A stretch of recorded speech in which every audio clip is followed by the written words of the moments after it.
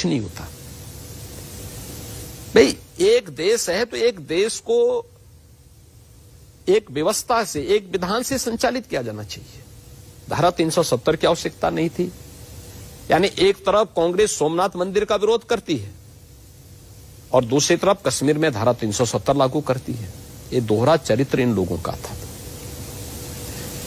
एक तरफ आज कहते हैं साहब हम भी राम के भक्त हैं, और दूसरी तरफ 2005 में जब सरकार थी कांग्रेस की, यूपीए सरकार की, गठबंधन की सरकार थी, सपा बसपा दोनों इनको बिन मांगे समर्थन कर रहे थे। तब ये कहते थे, सुप्रीम कोर्ट में एफिडेविट दाखिल करते थे, कहते थे कि साहब राम और कृष्ण तो हुए ही नहीं, ये मिथक है। कुछ भी संकोच नहीं हुआ। एक तरफ राम भक्तों पर गोली चलाते थे और दूसरी तरफ आतंकवादियों के खिलाफ दायर मुकदमों को वापस भी लेते थे। ये सपा बसपा इन सबका तो यही कैरेक्टर है। तो क्या इन मुद्दों पे बोलना सांप्रदायिकता तो नहीं हो सकती? अयोध्या में राम मंदिर बनना, काशी में काशी विश्वनाथ धाम का बनना, मथुरा बरसाना वृंदावन के समग्र विकास की कार्य योजना को लाना, या प्रयागराज कुंभ होना, मां बिंदुवासिनी के धाम को भव्य स्वरूप प्रदान करना, ये कहां से सांप्रदायिकता है? नहीं, मैं ध्रुवीकरण की बात कर रही हूं। ध्रुवीकरण कहां से हो रहा है? 80% और 20%। हाँ, ये तो 80 बनाम 20 तो है ही। ये चुनाव 80 बनाम 20 जाएगा। और मैंने आपको पहले कहा कि चुनाव होंगे तो आप रिजल्ट दो, 10 मार्च को आने दीजिए। एक तरफ भारतीय जनता पार्टी होगी जो 3/4 से अधिक सीटों को पा करके प्रचंड बहुमत की सरकार बना रही होगी। दूसरी तरफ कांग्रेस, सपा, बसपा ये सभी दल होंगे जो 20% की लड़ाई के लिए माथापच्ची कर रहे हैं। तो ये 20% कौन है? ये 20% वे लोग हैं जो राम जन्मभूमि का विरोध करते हैं, काशी विश्वनाथ धाम का विरोध करते हैं, मथुरा वृंदावन के भव्य स्वरूप का विरोध करते हैं। ये 20% वे लोग हैं जो जिनकी पीड़ा माफियाओं के साथ में है, जिनकी पीड़ा पेशेवर अपराधियों के साथ में है, जिनकी संवेदना पेशेवर आतंकवादियों के साथ में है, ये वही लोग हैं। आपने कहा था हिंदू विरोधियों को मोदी योगी पसंद नहीं है, मैं अपनी गर्दन भी काट कर रख दूं तो भी वो मुझ पर यकीन नहीं करेंगे। मैं सही बोल रहा हूं? आप एक खास समुदाय की बात नहीं कर रहे? मैं किसी खास समुदाय की बात नहीं कर रहा हूं। जो हिंदू विरोधी हो और राष्ट्र विरोधी है। क्या इस 20% में वो ब्राह्मण भी हैं जो कहा जा रहा है आपसे नाराज है? मुझसे कोई नाराज नहीं है। ब्राह्मण समाज का प्रबुद्ध वर्ग है, समाज को मार्गदर्शक है, और समाज का मार्गदर्शक राम जन्मभूमि मंदिर निर्माण से क्या ब्राह्मण नाराज होगा? काशी विश्वनाथ धाम का भव्य निर्माण होने से क्या ब्राह्मण नाराज होगा? गरीब कन्याओं की शादी हो रही है, क्या इससे ब्राह्मण नाराज होगा? 15 करोड़ लोगों को फ्री में अन्न मिल रहा, क्या इससे ब्राह्मण नाराज होगा? ये बातें वे लोग करते हैं जिनके पास कोई मुद्दा नहीं है। नहीं, वो ये बात कहते हुए ये जिक्र भी करते हैं कि क्या इसी वजह से केंद्रीय मंत्री के ऊपर कोई कार्रवाई नहीं हुई अजय मिश्र टेनी के खिलाफ कि ब्राह्मण और ज्यादा नाराज ना हो जाए। देखिए, हमें एक बात को ध्यान में रखना होगा कि सरकार ने लखीमपुर के मामले में जो कार्रवाई की है, नियमानुसार कार्रवाई की है, और कार्रवाई करने में कोई संकोच भी नहीं किया। लेकिन जो व्यक्ति मौके पे मौजूद नहीं, आप उसको जबरदस्ती कैसे अपराधी बना देंगे? और फिर इस पूरे मामले की मॉनिटरिंग स्वयं माननीय उच्चतम न्यायालय कर रहा है। इसमें राज्य सरकार की भी अब भूमिका नहीं है। माननीय उच्चतम न्यायालय स्वयं इसकी समीक्षा कर रहा है। जब माननीय उच्चतम न्यायालय स्वयं देख रहा है इन सारी चीजों को, तो आप किसी मामले को निष्कर्ष पर पहुंचने के पहले ही जबरदस्ती सूली पे किसी को टांगना चाहते हैं, तो ये तो नहीं हो सकता। एजेंसियां तो वही काम करेगी जो मेरिट पे होगा, और जो काम अब तक मेरिट पे हुआ वही उन्होंने किया। पहली बार ऐसा होगा कि, या यूं कहूं कि पहला बड़ा चुनाव है राम मंदिर निर्माण शुरुआत होने के बाद। इस समय क्या ऐसा लगता है कि एक बड़ा मुद्दा जिस पर हर चुनाव में भारतीय जनता पार्टी की तरफ से एक वादा किया जाता था, वो मुद्दा चला गया है, या फिर ये? देखिए, हमने मुद्दा कभी नहीं कहा। हमने तो हमेशा ये कहा कि देखिए, हम जो कहेंगे वो करेंगे। हमने 2017 में जो कहा वो करके दिखाया, 14 में जो कहा वो करके दिखाया, 2019 में जो कहा मोदी जी ने वो करके दिखाया, और हम फिर जो कहेंगे वो करके दिखाएंगे। हमने जो कहा था वो करके दिखाया, फिर जो कहेंगे वो करके दिखाएंगे। और भारतीय जनता पार्टी राष्ट्रीय सुरक्षा की दृष्टि से, सुशासन की दृष्टि से और विकास की योजनाओं के माध्यम से रोजगार सृजन, नौजवानों के हितों के लिए भारतीय जनता पार्टी आवश्यक है। तो राम जी भी स्वप्न में आकर कुछ कहते हैं क्या? हाँ, क्यों नहीं, हमारे स्वप्न में तो आएंगे। मेरे स्वप्न में नहीं आएंगे तो किसके स्वप्न में आएंगे? और मैं जरूर देखता हूं कि भगवान राम का आशीर्वाद हम पर है, भगवान कृष्ण का भी आशीर्वाद हम पर है। पर सपने में वो आते हैं अखिलेश जी के। अखिलेश जी को तो कोसने के लिए जाएंगे भगवान कृष्ण, बोलेंगे कि वे कैसे निकम्मे थे कि सरकार बनाने का पूरा अवसर दिया, एक बार नहीं चर बार दिया, और एक बार तो फुल मेजोरिटी की सरकार दे दी थी। सबसे पहला दंगा उसी मथुरा से इन्होंने कोसी कला से शुरू किया था। प्रदेश में पहले दंगे की शुरुआत कहां से होती है? इनकी सरकार बनने के ठीक 1 महीने के बाद पहला दंगा होता है, यानी 1 महीने के अंदर ही शुरू होता है कोसी कला से। और जब सरकार का कार्यकाल समाप्त हो रहा था उस समय भी इनकी दंगा, अंतिम जो दंगा हुआ था इनका मथुरा में ही हुआ था, जवाहर बाग की घटना। तो भगवान कृष्ण तो उनको कोसने के लिए जाएंगे कि भाई अब कुछ तो लोक लाज रखो। जब मौका चर बार दिया तब तो कहते थे कृष्ण हुए ही नहीं, राम है ही नहीं, और आज जो है कहते हो कि सब कुछ जो है अब हम पे ऊपर छोड़ना चाहते हो, इसलिए तुम्हारे ऊपर आशीर्वाद नहीं, आशीर्वाद तो बीजेपी के ऊपर है। तो मथुरा के लिए भी योजना है? क्यों नहीं, मथुरा के क्यों नहीं बनाएंगे? अयोध्या, देखिए हमारा सौभाग्य है कि भारत के सनातन धर्म की परंपरा में जो 7 पवित्र नदियां हैं, 7 में से 3 तो यूपी के अंदर है। अयोध्या भी है, मथुरा भी है, काशी भी है। तो ये तो हमारा सौभाग्य होगा कि इन सभी पुरियों का समग्र विकास के लिए सरकार कुछ कर सके। पर हेमा मालिनी जी ने कहा एक आयोजन में कि मैं तो चाहती हूं कि योगी जी यहां से आए, चुनाव लड़े मथुरा से। देखिए पार्टी है तो पार्टी तय करेगी मुझे कहां से चुनाव लड़ना। नहीं, पार्टी तो तय करेगी, लेकिन योगी जी खुद सोचते हैं कुछ कि मैं जैसे गोरखपुर हमेशा से रहा, लोग सोचेंगे कि शायद गोरखपुर से लड़े, लेकिन अयोध्या और मथुरा दोनों जगह प्रतीक्षा हो रही है। मैं क्या कह रहा हूं ना, पार्टी मुझे जहां से कहेगी मैं वहां से चुनाव लड़ूंगा। सवाल ये है कि चुनाव लड़ रहे हैं ना, चुनाव लड़ने के लिए जाएंगे, चुनाव लड़ेंगे। मतलब चुनाव लड़ रहे हैं? मैंने कहा ना, चुनाव लड़ने के लिए पार्टी जहां से कहेगी वहां से चुनाव लड़ेंगे। कोविड के समय में वर्चुअल रैलियों की बात अब है, वर्चुअली सारी चीजें होंगी, कितना बदलेगा? मतलब मुश्किलें होंगी? देखिए आपदा के समय ही आवश्यकता के अनुरूप रास्ता भी निकलता है, लेकिन जो लोग अपने को कहते थे कि हम डिजिटली वेल इक्विप्ड हैं, कल मैं समाजवादी पार्टी के अध्यक्ष का बयान देख रहा था, उन्होंने तो अपने हथियार पहले डाल दिए। उन्होंने कहा साहब चुनाव आयोग हमारे लिए व्यवस्था करे।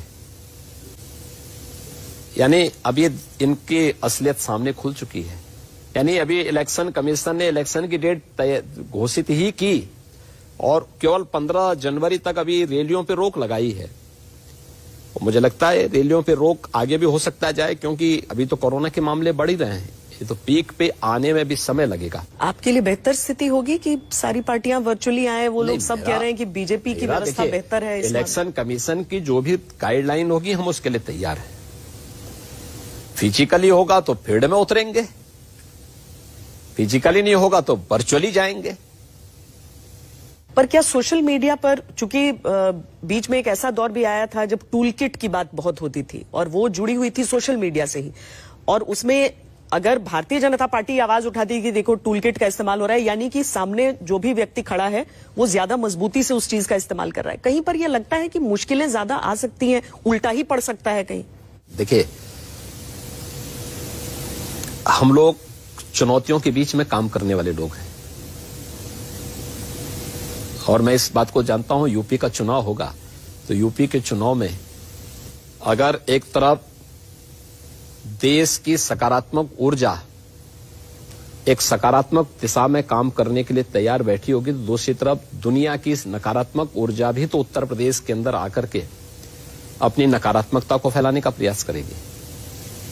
तो हमें हर प्रकार की चुनौती का सामना करने को तैयार रहना होगा और हम लोग उसके लिए तैयार हैं। प्रियंका वाड्रा कहती हैं लड़की हूं, लड़ सकती हूं। आप लोग उसके बाद महिलाओं को रिझाने के प्रयास में दिखते हैं। कांग्रेस कहती है कि ये हमसे डर रहे हैं। वो 40% महिलाओं को कह रही हैं कि सीटें देंगी, इस बार चुनाव लड़ने के लिए टिकट देंगी। उनको कैंडिडेट ही नहीं मिलेंगे तो कहां से देंगे? कैंडिडेट इसलिए नहीं मिलेंगे कि महिलाएं नहीं है या नहीं, कांग्रेस की तो टिकट पर? कांग्रेस के टिकट पे कोई जाएगा?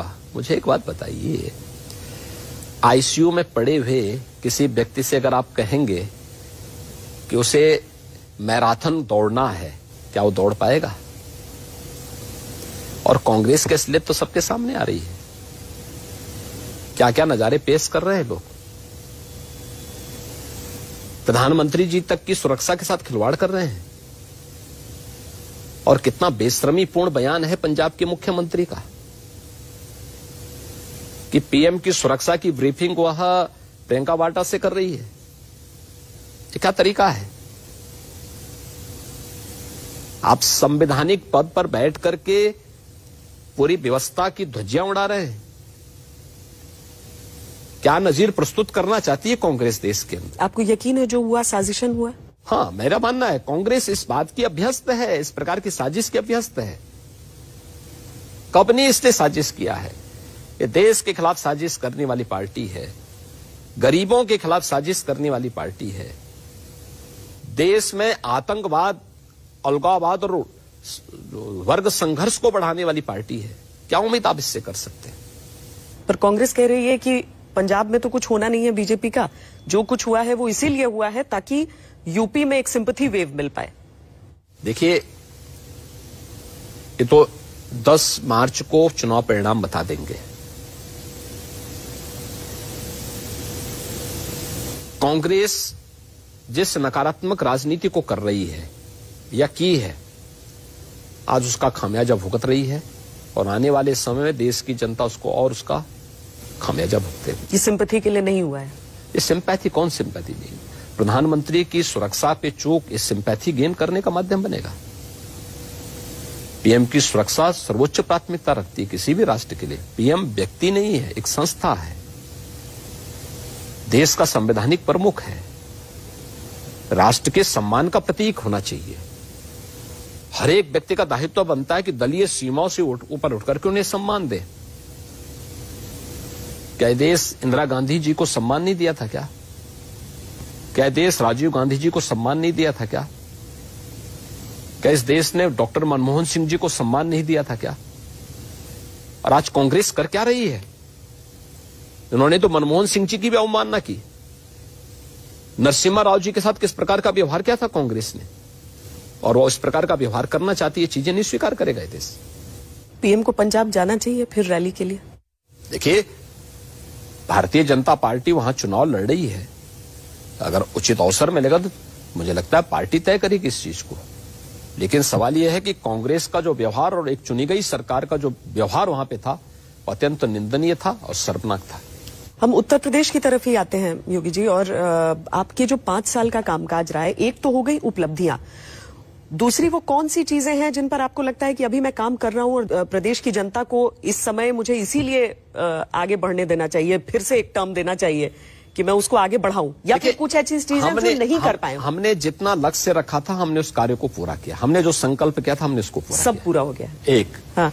लेकिन हाँ, उत्तर प्रदेश हमें लगता है कि अपार पोटेंशियल से भरा पड़ा है, अपार क्षमताएं हैं। इसको देश का नंबर 1 का प्रदेश बनना चाहिए। याद करें ना, 2016 के पहले, 15-17 के पहले, 16-17 में जब उत्तर प्रदेश की इकोनॉमी की बात होती थी तो देश की 6ठी अर्थव्यवस्था मानी जाती थी। आज नंबर 2 की आ चुकी है। ईज ऑफ डूइंग बिजनेस में, यानी व्यवसाय की सुगमता की दृष्टि से उत्तर प्रदेश 14वें स्थान पर था, आज नंबर 2 स्थान पर है। 2016-17 में अनएम्प्लॉयमेंट रेट यूपी में 18% था, आज 4% है।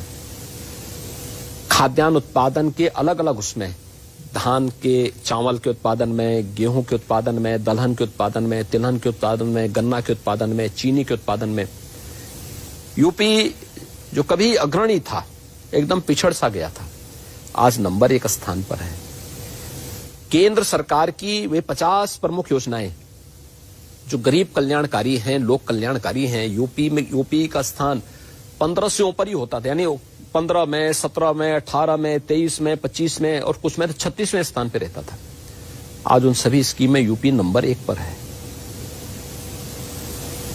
तो मुझे लगता है कि यूपी हर एक क्षेत्र में नंबर 1 होना चाहिए और प्रधानमंत्री जी के देश की इकोनॉमी को $5 ट्रिलियन की इकोनॉमी बनाने का जो प्रधानमंत्री जी का लक्ष्य है उसमें यूपी का योगदान होना चाहिए। यूपी की इकोनॉमी भी $1 ट्रिलियन की होनी चाहिए और उस दिशा में जो प्रयास होने चाहिए, जिस दिशा में सरकार ने कदम बढ़ाए हैं, उन लक्ष्यों को प्राप्त करना, उत्तर प्रदेश की प्रति व्यक्ति आय को दोगुने तक हम पहुंचा दिए हैं, लेकिन नेशनल एवरेज तक पहुंचाना, उससे भी आगे लेके जाना, इस पर कार्य किए जाने की आवश्यकता है।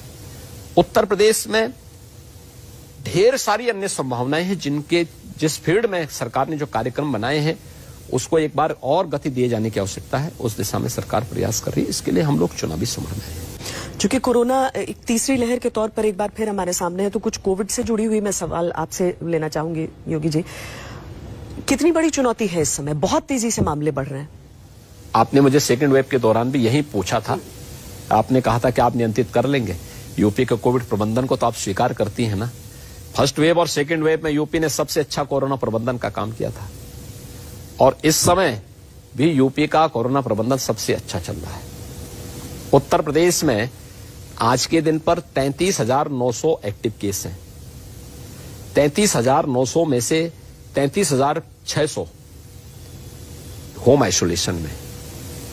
300 मामले जो हॉस्पिटलाइज हैं, इसमें से ज्यादातर वे मामले हैं जिनको किडनी की प्रॉब्लम पहले से थी या कैंसर से पीड़ित थे या किसी अन्य गंभीर बीमारी से पीड़ित थे, वे लोग हैं, या फिर कुछ ऐसे मामले हैं जो इंटरनेशनल फ्लाइट से आए थे और उन पे लक्षण देखे गए तो हमने उनको हॉस्पिटलाइज किया है।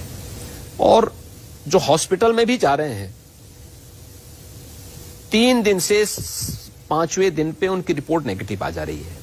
यानी रिपोर्ट भी, जैसे हमने सेकेंड वेव के दौरान डेल्टा वेरिएंट जब आया था उस समय हम देखते थे कि 15 दिन, 20 दिन, 25 दिन लग जा रहे थे। इसमें इतना नहीं लग रहा है। इसमें 3 दिन से 5वें दिन नेगेटिव रिपोर्ट आ जा रही है। यानी एक सामान्य वायरल फीवर का जो साइकिल होता है 3 से 7 दिन का, इसका भी एक सामान्य साइकिल 3 से 7 दिन का। इसलिए मैं अपील करूंगा, इससे घबराने की आवश्यकता नहीं। हाँ, बीमारी है तो बीमारी में बचाव और बीमारी में सतर्कता बहुत आवश्यक है, क्योंकि ये कोरोना बीमारी तो है, इसलिए जो लोग पहले से बीमार हैं, जो बुजुर्ग हैं, जो बच्चे हैं, गर्भवती महिलाएं हैं, इनको उससे बचाव करना चाहिए अपना। और इसके लिए आवश्यक है कि उस सतर्कता के लिए सरकार कार्य कर रही है। वैक्सीनेशन के ड्राइव को हम युद्ध स्तर पर आगे बढ़ा रहे हैं।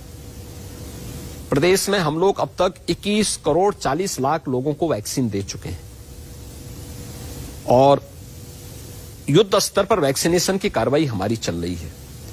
अभी 15 से 17 वर्ष के नवयुवकों को भी वैक्सीन देने के लिए जो व्यवस्था भारत सरकार ने बनाई है, उसमें हम लगभग 25 लाख बच्चों को ये वैक्सीन दे चुके हैं। हमारा लक्ष्य है कि 15 जनवरी तक हम इस श्रेणी को 100% वैक्सीनेट कर लें, 15 से 17 के बीच को।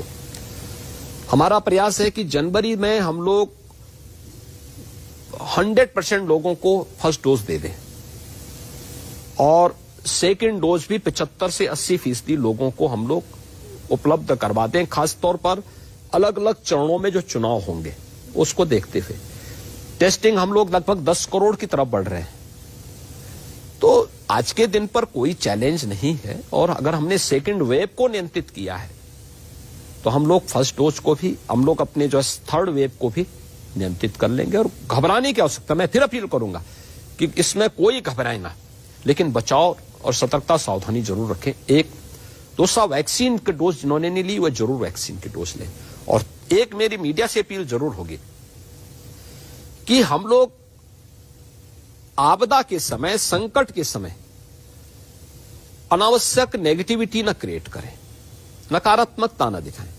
जो लोग तीसरे दिन, चौथे दिन, 5वें दिन ठीक होके जा रहे हैं, नेगेटिव जिनकी रिपोर्ट आ जा रही है, उनके इंटरव्यू अगर हम दिखाएंगे तो लोगों में एक उत्साह आएगा, लोग बीमारी को छुपाएंगे नहीं। क्योंकि बीमारी को छुपाने का मतलब क्या है? बीमारी को छुपाने का मतलब यह है कि हम लोग जो हैं बीमारी को छुपाते जब हैं तो जो भी उनके संपर्क में आएगा वो सभी लोग इन्फेक्ट होंगे। जब एक बार पता लगेगा कि इस व्यक्ति को कोविड पॉजिटिव है तो 3 दिन के बाद 4 दिन के बाद अपने आप नेगेटिव आ जाएगा। 3 दिन 4 दिन अगर वो व्यक्ति थोड़ी भी सावधानी बरत लेगा तो अन्य लोगों को इन्फेक्शन की चपेट में आने से बचा लेगा। एक दूसरा, वैक्सीन जरूर ले लें। ये देखा गया कि जिन्होंने दोनों डोज ले रखी हैं उन लोगों पर इसका असर बहुत सामान्य वायरल फीवर जैसा है।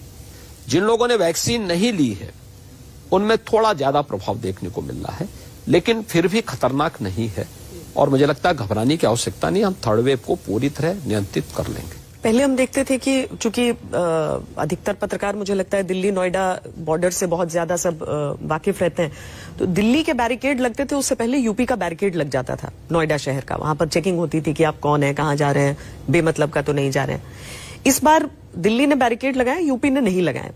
क्या ये चुनाव के कारण है या फिर इसलिए कि आपको लॉकडाउन की या कर्फ्यू की आवश्यकता नहीं लग रही है? हमने देखिए लॉकडाउन हमारे यहाँ केवल तभी लगा था जब लॉकडाउन पूरे देश के अंदर था। नहीं योगी जी, कड़ाई तो जितनी यूपी ने की, जिस तरीके से नोएडा में आपका वीकेंड कर्फ्यू हो जाता था, दिल्ली नहीं रहता था, इस बार वो चीज नहीं नजर आ रही है। क्या आपको कर्फ्यू की आवश्यकता नहीं लग रही? देखिए है क्या कि हमने सेकेंड वेव के दौरान केवल नाइट कर्फ्यू रखा था, कंटेनमेंट जोन बनाए थे और हम लोगों ने डोर टू डोर स्क्रीनिंग की थी निगरानी समितियों के माध्यम से, और निगरानी समितियों के माध्यम से हम लोगों ने मेडिसिन किट का वितरण हर घर तक पहुंचाया था। रैपिड रिस्पांस टीम के माध्यम से हर एक संदिग्ध व्यक्ति की जांच की थी। सेकेंड वेव के दौरान हमने कोई कार्यालय बंद नहीं किया, कोई उद्योग धंधे बंद नहीं किए, क्योंकि उद्योग धंधों को बंद करने का मतलब बड़े पैमाने पर श्रमिकों को बेरोजगार कर देना था। फर्स्ट वेव के दौरान हम लोगों ने श्रमिकों को व्यवस्था दी थी, भरण पोषण भत्ता भी दिया था। उद्योगों से हमने कहा था कि भाई देखो इनको बिठा करके पूरा मानदेय दो, लोगों ने दिया भी। लेकिन सेकेंड वेव के दौरान हम लोगों की समझ में आया कि नहीं, हमें इसको अनावश्यक पैनिक बनाने की बजाय बचाव के उपाय करने चाहिए। हमने हर एक जगह कोविड हेल्प डेस्क बनाए, कोविड केयर सेंटर बनाए, ऑक्सीजन कंसंट्रेटर उपलब्ध करवाए और हम लोग बहुत अच्छे ढंग से इसको नियंत्रित कर लिए थे। हमने second wave, first wave, second wave के अनुभव का तीसरे वेव पे ले रहे, तीसरे उस पर भी हम लोगों ने लागू किया है। नाइट कर्फ्यू हमारे यहां रात्रि 10 बजे से सुबह 6 बजे तक का लागू हो चुका है। इस डोर टू डोर स्क्रीनिंग की कार्रवाई हमारी युद्ध स्तर पर चल रही है और हम लोग हर एक अभियान को युद्ध स्तर पर चला रहे हैं। व्यापक पैमाने पर वैक्सीनेशन चल रहा है। हमारे यहां 15 लाख से 20 लाख वैक्सीन पर डे हम दे रहे हैं। 2 लाख से 2.5 लाख तक टेस्टिंग हमारी पर डे हो रही है। हमारे पास पर्याप्त मात्रा में बेड्स हैं, दवा भी है, वैक्सीन भी है और 15 करोड़ लोगों को फ्री में राशन भी हम लोग उपलब्ध करवा रहे हैं। आज कोई चैलेंज नहीं होगा क्योंकि इसमें 99% से अधिक लोग तो घर में रह के ठीक हो जा रहे हैं। एक सामान्य वायरल की तरह उनके पास फीवर है, इसलिए बहुत घबराने की आवश्यकता नहीं। थर्ड वेव को बहुत अच्छे ढंग से मुक्त नियंत्रित करेंगे। आपके मैनेजमेंट पर कोई सवाल नहीं है? आप उन प्रमुख मुख्यमंत्रियों में से हुआ करते थे जो कि सड़क पर नजर आए कोविड के समय। आप खुद इन्फेक्शन आपको झेलना पड़ा, लेकिन 3 मुद्दों पर आप पर सवाल उठे। गंगा जी की लाशें, जिसका आप खंडन कर चुके हैं, बीजेपी के भीतर से लोगों की चिट्ठियां व्यथित कि हमें व्यवस्था नहीं मिल पा रही है, बेहतर होने की आवश्यकता है, और तीसरी चीज थी कि पंचायत चुनाव जब उत्तर प्रदेश में चल रहे थे तो लोगों ने वाकई, और क्योंकि वो पीक था सेकेंड वेव का, तो लोगों ने जान गंवाई थी। तो ये समझना चाहेंगे प्रदेश के लोग कि क्या हम उन सारी सूरत हाल से आगे बढ़कर एक नई तैयारी देख रहे हैं? देखिए, हम उससे बहुत आगे निकल चुके हैं। दूसरा एक चीज हमें देखना होगा, उत्तर प्रदेश की आबादी है 25 करोड़, महाराष्ट्र की आबादी है 12 करोड़। कोविड प्रबंधन का मानक क्या है? अगर मैं देश के अंदर ही बात करता हूं तो उत्तर प्रदेश की 25 करोड़ की आबादी है। हम लोग 9 करोड़ 39 लाख से, हमारी 9 करोड़ 39 लाख से ज्यादा, हमारे लगभग 10 करोड़ के आसपास हमारे टेस्टिंग हमारी हो चुकी है अब तक, और 21 करोड़ 40 लाख से अधिक लोगों को हम वैक्सीन की डोज दे चुके हैं। ऐसा भी नहीं कि कोई छुपा ले मौत के आंकड़ों को, तो नेशनल पोर्टल पे आता है, किसी की डेथ होती है तो वहीं हॉस्पिटल से सारे डाटा उसमें चले जाते हैं। महाराष्ट्र में 12 करोड़ की आबादी में कितने लोग कोविड पॉजिटिव हुए, कितने लोगों की डेथ हुई, अगर यूपी से आप उसकी तुलना करेंगे तो यूपी से 6 गुना मौतें महाराष्ट्र में हुई। यूपी में 22,900 मौतें हुई हैं मार्च 2020 से लेकर के अब तक। वो तो कह रहे हैं आप छुपा रहे हैं ना। नहीं, मैं छुपाने की कोई गुंजाइश ही नहीं हो, तब गुंजाइश हो तब ना कोई छुपाए। देखिए, तो एक एक डेथ होती है और डेथ की ऑडिट उसी दिन हो जाती है और ये पूरे भारत सरकार की साइट में सीधे पहुंच जाता है। हमारे पास डाटा बाद में पहुंचता है, पहले वहां डाटा जाता, फिर वहां से डाटा हमारे पास वापस आता है, इसलिए छुपाने की गुंजाइश कहीं नहीं रहती है। दूसरा, जितने टेस्टिंग होते हैं, कोई भी कोविड पॉजिटिव आएगा, सभी चीजें होंगी। अमेरिका और उत्तर प्रदेश की तुलना कर लें। अमेरिका की आबादी कितनी? 33 करोड़ है, यूपी की है 25 करोड़। 33 करोड़ की पॉपुलेशन में अमेरिका में मौतें हुई हैं 6.5 लाख, और 25 करोड़ की आबादी में यूपी में मौतें हुई हैं 22,900। हर मौत दुखद है, महामारी भी है, यह भी हमें स्वीकार करना होगा। अमेरिका का हेल्थ इंफ्रास्ट्रक्चर यूपी से कई गुना ज्यादा अच्छा है, लेकिन कोविड प्रबंधन यूपी का बेहतरीन है। अमेरिका से बेहतर क्या? मैं क्या कह रहा हूं, हाँ, अमेरिका से बेहतरीन मैं अपने को कहूंगा। इसलिए कहूंगा मैं क्योंकि हम अपने यहां लोगों के जीवन को बचाने में सफल हुए हैं। हमारे लोगों ने अनुशासन माना है। 6.5 लाख और 22,900 में अंतर होगा, हमें इस चीज को तो देखना होगा। जब हम तुलना करें तो इन चीजों से तुलना करें। ब्राजील और यूपी की आबादी लगभग बराबर है। यूपी की 25 करोड़ है, ब्राजील की 22-22.5 करोड़ है। ब्राजील की मौतें यूपी से कई गुना ज्यादा है। तो अगर हम तुलना करें तो इससे करें। योगी जी, आपका जो पूरा समय रहा है, और इसलिए मैं कह सकता हूं कि सेकेंड वेव खतरनाक थी, बहुत तीव्र संक्रमण था। उस संक्रमण की चपेट में मैं स्वयं भी आया था, लेकिन एक समय के बाद जब मैंने देखा कि अब बिना मेरे फील्ड में उतरे काम नहीं चलेगा, क्योंकि मीडिया के द्वारा तरह तरह की रिपोर्टिंग की जा रही। कोई कहता था कि यूपी में कोरोना हुआ अनकंट्रोल, कोई कहता था कि अब यूपी में हजारों लोगों की मौत होगी, जबकि मैं कोरोना संक्रमित होने के बावजूद ही पूरे जनपदों में स्वयं जुड़ा हुआ था, वर्चुअली जुड़ा था, लेकिन जुड़ा था। और मुझे आश्चर्य होता था उस रिपोर्टिंग पे, लेकिन उस सबके बावजूद तब मुझे लगा कि नहीं, अब मुझे फील्ड में उतरना ही चाहिए। तो जैसे जिस दिन मेरी रिपोर्ट नेगेटिव आई, मैं उसी दिन फील्ड में उतर गया था और मैं एक एक जनपद में गया और मैंने देखा कि जितनी रिपोर्टिंग है वो सच्चाई नहीं थी। सच्चाई ये थी कि कोविड हमारे कंट्रोल में आ चुका था, हमारी निगरानी समितियां एक्टिव होकर के काम कर रही थी। कोई कहता था गांव में अब कोरोना फैला, सब हर जगह सुरक्षित था। हां, ऑक्सीजन की डिमांड बहुत बढ़ गई थी। जो सामान्य दिनों में यूपी में 300 मीट्रिक टन ऑक्सीजन की डिमांड होती थी, वो बढ़ करके 1100 तक पहुंच गया था।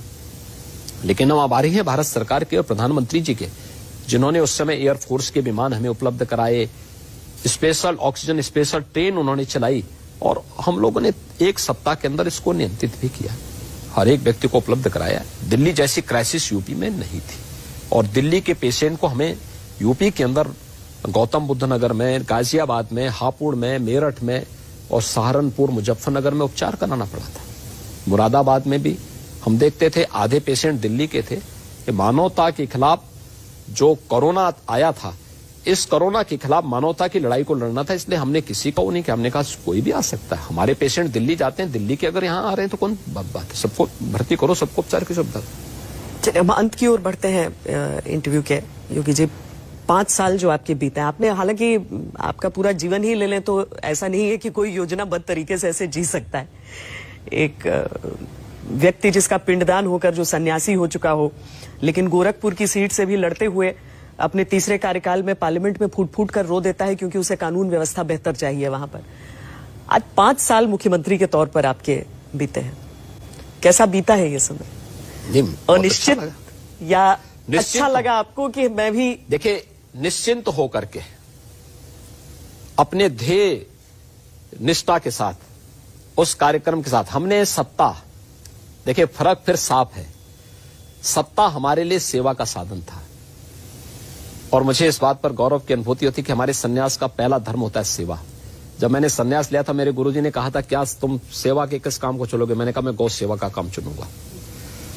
उन्होंने कहा गौ सेवा के साथ साथ यहाँ पे भंडारा चलता है, मंदिर में लंगर चलता है दोपहर में, शाम को। उन्होंने कहा उसकी व्यवस्था भी तुम देखो और याद रखना बिना भेदभाव के हर व्यक्ति पंगत में आके भोजन पाले, दाल चावल रोटी सब्जी सब कोई भी आ जाए उसको मिल जाए, और तुम्हें इस चीज को देखना है। मैंने दोनों व्यवस्थाएं संभाली और मैं उस समय उसके साथ जुड़ करके मैं उस चीज को महसूस करता था। गौ सेवा भी करता था, गौ सेवा में देखता था साफ सफाई की व्यवस्था ठीक है कि नहीं है, बस वहां पे गौशाला में वहां पे चारा समय पे आया कि नहीं आया, हरा चारा है कि नहीं है, चौकर है कि नहीं है, गुड़ की व्यवस्था मार्केट से खरीदते थे तो मैंने मंदिर के ही कृषि फार्म में गुड़ बनाना शुरू किया। मैंने कहा नहीं भाई यहाँ बनाओ, शुद्ध गुड़ आएगा। हमने सारी व्यवस्थाएं की, उसकी व्यवस्था ठीक कराई। चारा वहां कम होता था, कम पड़ जाता था, तो मैंने बड़े बड़े बुसोला बनाए मंदिर के कृषि फार्म में और बोसा इकट्ठा करवाता था मैं अप्रैल में कि भाई पूरा बोसा इकट्ठा कराओ। 1 रुपया में उस समय बोसा पड़ता था और जब ऑफ सीजन में वही बोसा 15 रुपये 16 रुपये किलो पड़ता था, तो हमारे सस्ते में सारा काम चलता था। और मैंने वही फिर वो छोटा सा काम मेरा वहां था, वहां पे अन्न वितरण का जो कार्यक्रम चलता था, भोजन का कार्यक्रम चलता था। 1200-1500 लोग तब भी भोजन वहां नियमित रूप से एक समय पाते थे। तो मैं साल भर के लिए पहले से व्यवस्था करवाता था। मुझे इतना कुंटल चावल लगेगा, इतना कुंटल गेहूं लगेगा, इतना कुंटल दाल लगेगा, इतना कुंटल चीनी लगेगा, इतना कुंटल तिलहन लगेगा, इतना कुंटल घी लगेगा। ये सब मैं पहले से 1 साल की प्लानिंग बना के चलता था। उस पर उसके स्टोरेज की व्यवस्था रखता था, खराब ना होने पाए, पर्व और त्योहारों के लिए विशेष व्यवस्थाएं, ये सब पहले से मैं करता था। तो मैंने एक दिन अपने गुरुजी से पूछा, मैंने कहा आपने मुझे इस पे क्यों लगाया? अन्न योजना से पहले भी चलता था, भोजन था। उन्होंने कहा नहीं, देखो क्वालिटी देखना, दूसरा कोई भेदभाव न किसी के साथ, ये भी देखना। तीसरा ये सेवा का कार्य है, क्योंकि तुम्हें इसके बाद आगे जिस उधर जाना है उस उधर के लिए मैं ये रास्ता तैयार करा रहा हूं तुम्हारा। मैं नहीं समझता था कि मुझे चुनाव लड़ना है, क्योंकि मैं चुनाव के दिस से मैंने संन्यास लिया भी नहीं था और मैं उसमें एक प्रकार से रमसा गया। लेकिन जब मुझे 98 में कहा गया कि भाई तुम्हें चुनाव लड़ना है, मैं सही बताऊं मैं 1 साल के अंदर उब गया था। मैंने 99 में जब 99 में लोकसभा चुनाव 99 में भंग हुई लोकसभा, एक वोट से अटल जी की सरकार जब गिर गई थी, तो मैंने अपने गुरुजी से प्रार्थना की। मैंने कहा मैं चुनाव नहीं लड़ना चाहता हूं। उन्होंने कहा क्यों? तो मैंने कहा मैं इसलिए नहीं लड़ना चाहता हूं क्योंकि मैं देखता हूं कि बहुत सारे इश्यू पे मुझे बहुत अच्छा नहीं लगता है कि वास्तविक मुद्दे पे चर्चा नहीं होती है और बहुत सारे लोग तो झूठ बहुत ज्यादा बोलते हैं। मुझे इस झूठ से बहुत नफरत है और व्यक्ति जैसा जीता है उसको वैसे ही रहना चाहिए, उसी प्रकार से अपना दिनचर्या आगे बढ़ानी चाहिए। उन्होंने कहा देखो इसके बीच से रास्ता निकालना पड़ेगा। तब तक मेरे जिम्मे 3 काम आ चुके थे वहां पे, एक गौशाला का, दूसरा मंदिर के भंडारे का और तीसरा शिक्षण संस्थाओं का। देखिए वहां पे उस समय भी लगभग 3 दर्जन संस्थाएं संचालित होती थी, शिक्षण संस्थाएं संचालित होती थी, उसका भी जिम्मा उन्होंने मेरे ऊपर सौंप दिया था। तो वो देखते थे कि उसमें हर एक संस्था में, हर एक कार्य में उत्तरोत्तर सुधार है और किसी में भी बोलने की गुंजाइश नहीं है। उन्होंने फिर मुझे कहा, उन्होंने कहा देखो अगर तुम लिप्त होने के लिए आए हो, राजनीति में भी आए हो, लिप्त होने के लिए आए हो, तो तुम्हारे लिए ना राजनीति में जगह है ना गोरखपीठ में जगह है। अगर निर्लिप्त भाव के साथ कार्य कर सकते हो तो तुम जैसे गोरखपीठ में काम कर रहे हो वैसे तुम्हें राजनीति में भी काम कर लेना चाहिए, बिना किसी हिचक के, बिना किसी डिगे, बिना किसी झुके, बिना किसी रुके अपना काम करो। तो मैं 1999 में फिर चुनाव लड़ा, अपनी यात्रा को आगे बढ़ाता गया। और मैं जब मुझे मोदी जी ने, अमित शाह जी ने जब मुख्यमंत्री पद का दायित्व दिया कि नहीं मुख्यमंत्री के रूप में, पार्टी ने कहा कि आप मुख्यमंत्री बनेंगे, मुख्यमंत्री के रूप में काम देखिए, मैंने एकदम पीछे नहीं हटा। मैंने कहा ठीक है दायित्व है, मैं जानता हूं उससे पहले मेरा नाम कहीं नहीं था, मैं सामान्य प्रचार करता था, मुझे दायित्व मिला, लिया। संकल्प पत्र विमोचन के कार्यक्रम में मुझे बुलाया गया था, मैं था, मैंने संकल्प पत्र पढ़ा था। और इसीलिए जैसे शपथ लेने के बाद मैं प्रधानमंत्री जी का मार्गदर्शन लिया, माननीय अमित शाह जी का मार्गदर्शन लिया, और उसके बाद मैं फिर लेने के बाद आया, मैंने यहां पे हर एक विभाग का प्रेजेंटेशन शुरू कर दिया। और प्रेजेंटेशन के साथ ही, यानी किसी को पता ही नहीं कानो कान, लेकिन उनको सबको, जिन विभागों का मैं प्रेजेंटेशन लेता था उनको उसी समय लक्ष्य दे देता था कि हमारा संकल्प पत्र ये है। मैं ये नहीं बोलता था हमारा संकल्प पत्र है, मैं कहता था भाई इसको हमें यहां तक लेके जाना है, पहले साल में ये, दूसरे में ये, तीसरे में ये। हमने सबको काम उसी दौरान सौंप दिए और यही परिणाम है कि आज हम लोग 43 लाख गरीबों को जब मकान दे दिए हैं ना, 2 करोड़ 61 लाख गरीबों के जब शौचालय बन गए हैं, आज जब यूपी की बेटियां बेधड़क सड़कों पे निकलती हैं, उत्तर प्रदेश पुलिस में, आप आश्चर्य करेंगे, आपके लिए महत्वपूर्ण डाटा हो सकता है, 1947 से 2017 70 वर्षों में उत्तर प्रदेश पुलिस फोर्स में जितनी पुलिस महिला कार्मिक थी, आज उससे 3 गुना ज्यादा है। आप देख सकते हैं, अंतर देख सकते हैं, फर्क क्या आया है। 3 गुना ज्यादा महिला पुलिस कर्मी और अधिकारी आज के दिन पर हैं। ये सभी पिछले 5 वर्षों के दौरान आई है। ऐसे ही महिला शिक्षकों की, उसमें हमने हो हल्ला नहीं किया, लेकिन साइलेंटली उस कार्य को किया जो महिलाओं को उसका अधिकार, उसको सम्मान देना चाहिए था। आज इसलिए मिशन शक्ति का कार्यक्रम यूपी में बहुत प्रमुखता के साथ आगे बढ़ रहा है। तो मैं तो इस बात को मानता हूं कि मैंने अपने संन्यास को भी सार्थक किया है कि सेवा के उस कार्यक्रम को, क्योंकि मेरा सेवा का कार्यक्रम, गरीब का मकान बन गया, मेरा संन्यास का धर्म है ये। तो 300 पार का ही टारगेट अभी भी रखा हुआ है या 325 प्लस हम लोग सीटें पाएंगे? 325 प्लस एकदम पाएंगे। बहुत बहुत धन्यवाद योगी जी, हमसे धन्यवाद जी, नमस्ते।